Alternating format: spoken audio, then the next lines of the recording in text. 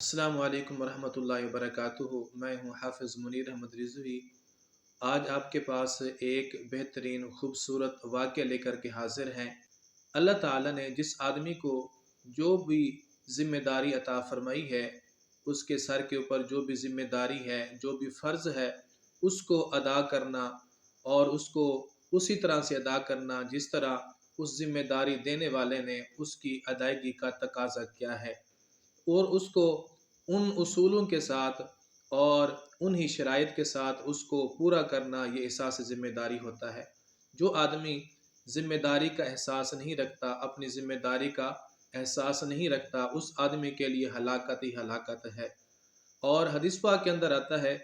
कि कुल्लुकुम राई व कुल्लुकुम मसऊलुन अन रईयतिही, हर बंदा चरवाहा है और हर आदमी से उसके मातहत लोगों के बारे में पूछा जाएगा।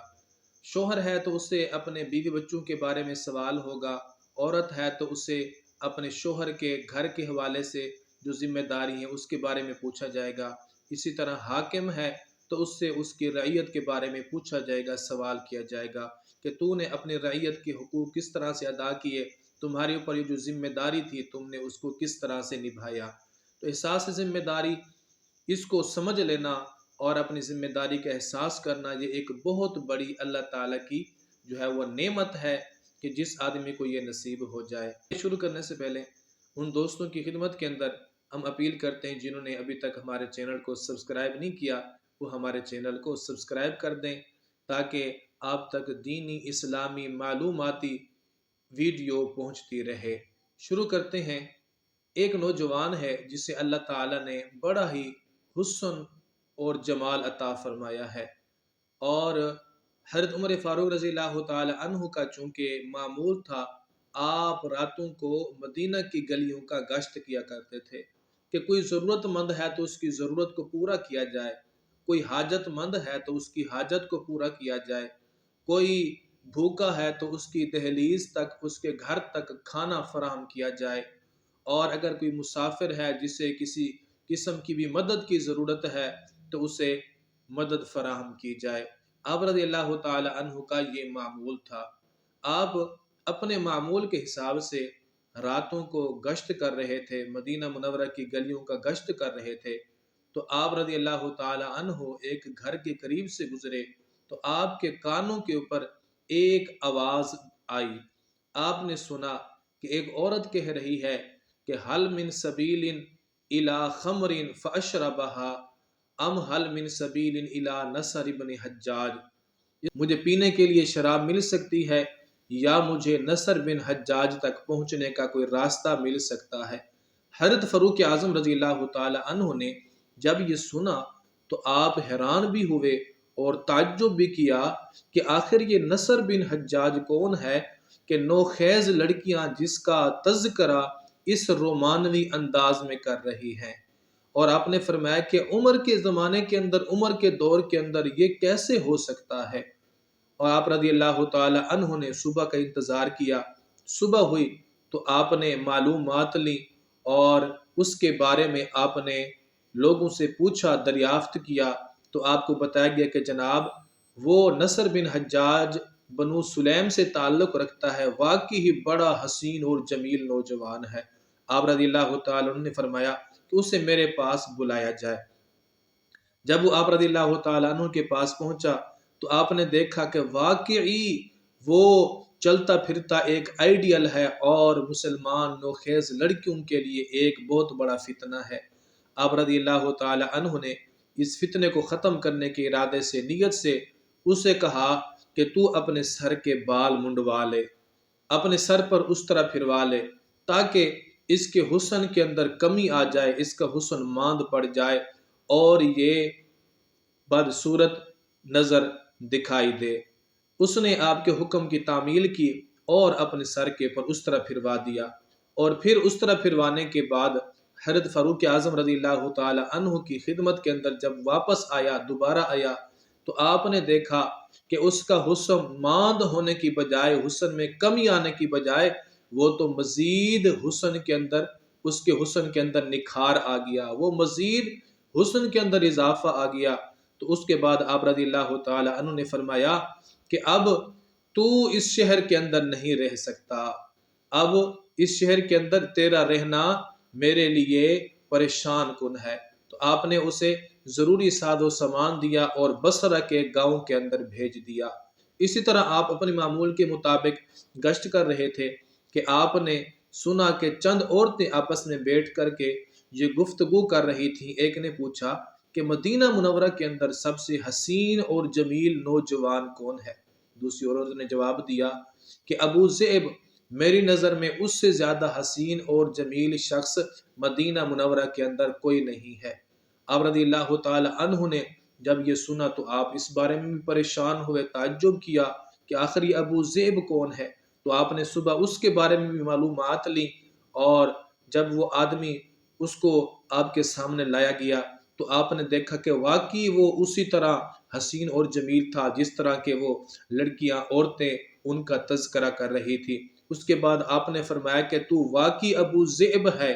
خدا کی قسم تو بھیڑیا ہے، اور واقعی تو بھیڑیا ہے، اور مسلمانوں کے درمیان تو چلتا پھرتا ایک بہت بڑا فتنہ ہے۔ اور آپ نے فرمایا کہ اب اس شہر کے اندر، مدینہ کے اندر، یا تو رہے گا یا میں رہوں گا، اور تو یہاں پر نہیں رہ سکتا۔ آپ رضی اللہ تعالی عنہ نے اسے بھی ضروری ساز و سامان دیا اور اسے بھی بصرہ کے ایک گاؤں کے اندر بھیج دیا۔ یہ تھے فاروق اعظم رضی اللہ تعالی عنہ، جنہیں اپنی ذمہ داری کا کتنا احساس ہے۔ وہ سمجھتے ہیں کہ اللہ تعالیٰ قیامت کے دن مسلمانوں کے حقوق کے متعلق ان سے سوال کرے گا، اور ان سے ضرور مسلمانوں کے حقوق کے متعلق اور ان ذمہ داریوں کے متعلق باز پرس ہوگی۔ دیکھیے کہ ایک مسلمانوں کے درمیان اٹھتا ہوا فتنہ جسے آپ نے بھانپ لیا، اور آپ نے سمجھا کہ اس سے مسلمانوں کے درمیان بے حیائی پھیلے گی، گناہ پھیلے گا، اور عورتیں فتنے کے اندر مبتلا ہو جائیں گی، تو آپ رضی اللہ تعالی عنہ نے اس دروازے کو ہمیشہ ہمیشہ کے لیے بند کر دیا۔ اس لیے تو نبی علیہ الصلوۃ والسلام فرمایا کرتے تھے کہ یہ جو شخص ہے نا، عمر کی طرف اشارہ کر کے فرمایا کرتے تھے، یہ شخص فتنوں کے لیے ایک بہت بڑی دیوار ہے، اس کے ہوتے ہوئے مسلمانوں میں کوئی فتنہ نہیں ابھر سکتا۔ اور واقعی آپ ان تمام فتنوں کے لیے دیوار تھے، اور کوئی بھی اس قسم کا فتنہ آپ ابھرتے ہوئے دیکھتے تو آپ فوراً سے اسے روک دیا کرتے تھے۔ اور آپ نے جب یہ محسوس کیا کہ عورتیں حضور علیہ الصلوۃ والسلام کے زمانہ کے اندر مسجد میں نماز کے لیے جایا کرتی تھیں، صدیق اکبر کے زمانے کے اندر جایا کرتی تھیں، فاروق اعظم رضی اللہ تعالی عنہ کا زمانہ آیا تو اس وقت بھی عورتیں مسجدوں کے اندر نماز پڑھنے کے لیے جایا کرتی تھی، اور آپ نے پھر اپنے زمانے کے اندر عورتوں کو مسجد میں آنے سے، نماز پڑھنے سے، باجماعت نماز پڑھنے سے روک دیا۔ تو عورتیں ام المؤمنین حضرت عائشہ صدیقہ رضی اللہ تعالی عنہا کی خدمت میں حاضر ہوئیں کہ عمر نے ہمیں مسجد میں نماز باجماعت میں حاضر ہونے سے روک دیا ہے۔ تو آپ رضی اللہ تعالی عنہا نے فرمایا کہ آج جو حالات ہیں، جو فتنے ہیں، جو چیزیں عمر دیکھ رہے ہیں، اگر یہی چیزیں حضور علیہ الصلوۃ والسلام دیکھتے تو حضور ضرور تمہیں مسجد میں حاضر ہونے سے روک دیتے۔ تو اس لیے آپ نے اس فتنے کو بھی ختم کر دیا۔ اگر آج دیکھیں ہمارے معاشرے کے اندر، ہمارے ملک کے اندر دیکھیں کتنے فتنے ہیں، مسلمانوں کے ایمان کو نقصان پہنچا رہے ہیں، مسلمانوں کے دین کے لیے گھاٹا ہے، مسلمانوں کے ایمان کے لیے نقصان ہے، اور مسلمانوں کا ایمان، ان کا دین، ان کا اسلام جو ہے وہ نقصان کے اندر ہے، خطرے کے اندر ہے۔ سینکڑوں فتنے ہیں، ہم ان کو گن نہیں سکتے، شمار نہیں کر سکتے، اور ہمارے جو ذمہ داران ہیں انہیں اپنی کسی بھی قسم کی ذمہ داری کا احساس نہیں ہے، بلکہ وہ تو ایسے فتنوں کی سرپرستی کرتے ہیں، انہیں راستے فراہم کرتے ہیں، سرٹیفکیٹ فراہم کرتے ہیں، اور کہتے ہیں کہ جس طرح سے تمہارا جی چاہے مسلمان نوجوانوں کو، مسلمانوں کی نسلوں کو تم تباہ کرتے جاؤ، ان کے دین کو نقصان پہنچاتے جاؤ۔